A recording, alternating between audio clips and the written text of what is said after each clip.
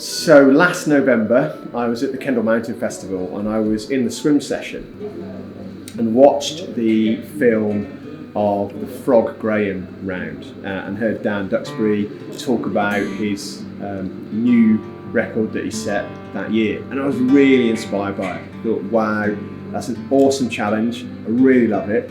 Except that I don't run, I can't run, so I wondered what would be the swim cycle equivalent of the Frog Whitton. For me, the most famous and iconic lakeland cycle route of all time would be the Frog Whitton. I did the Frog Whitton myself a few years ago, and it's known throughout the UK as being one of the hardest sportives and routes to do.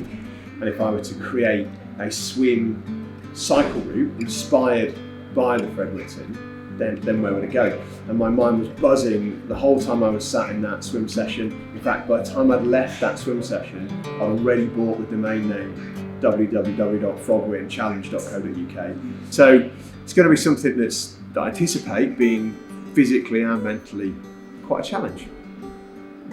And I'm planning to do a route which has 2 2-mile swims in, another 1.5 mile swim, and then another just under a mile swim, with 95 miles of cycling as well. So for me it feels like actually just that volume of swimming and cycling is hard.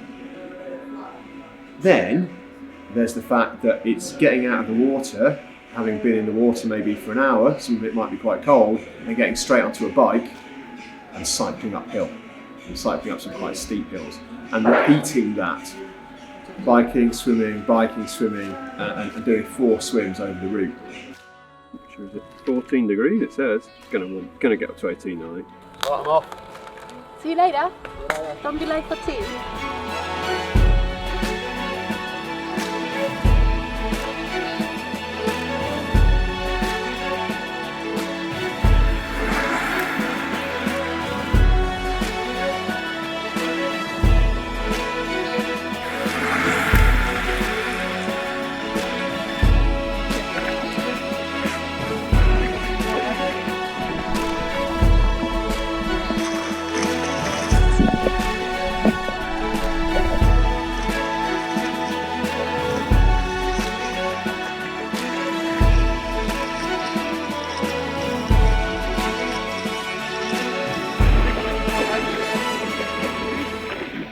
And what was interesting about that first leg was I was sort of on my own, just riding, just me, just cruising along. So it was a really nice warm up.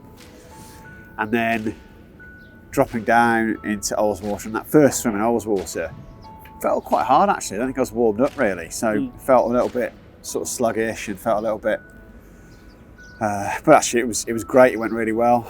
And then after that, that's when I felt really warmed up. So that next leg, riding away from Ullswater, up Latterdale End, down the A66, I felt really fresh, felt really good. I felt I was really warmed up.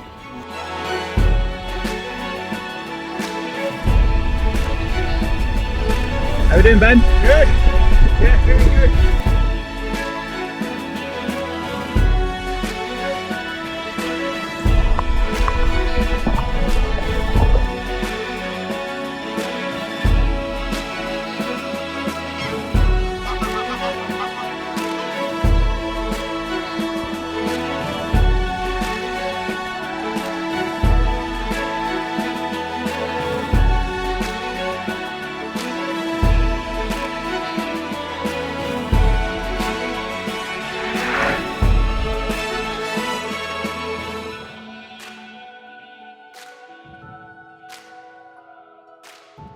Sometimes you can underestimate his achievements, you know, like on a bike he's like super fast. Like you get there and 5 minutes later when you're opening your coffee, he's there and it's like, what?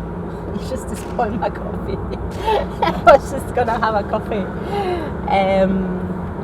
He's very strong and confident, but he's very calm with it as well. So, and I think we work well together because even though I'm always like 100 miles an hour, I'm quite relaxed about it. And at the end of the day, you need to remember why you do it, and it's a day out in the bike with a bit of swimming, and see how far you get and enjoy it.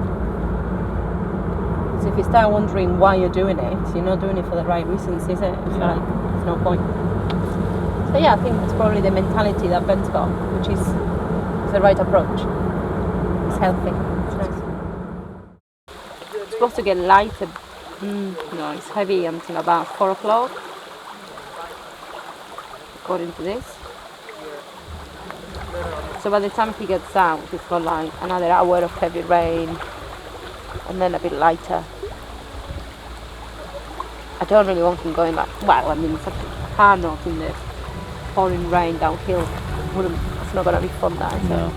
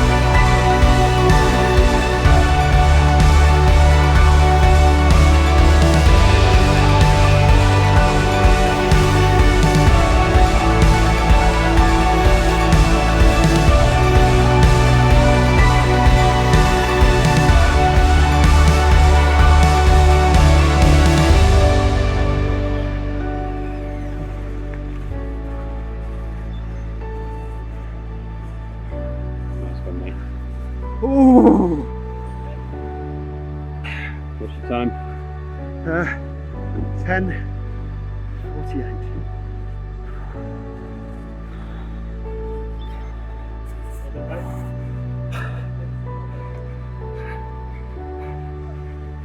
Well done, mate. Well done, well done, well done, well done, well done, well done.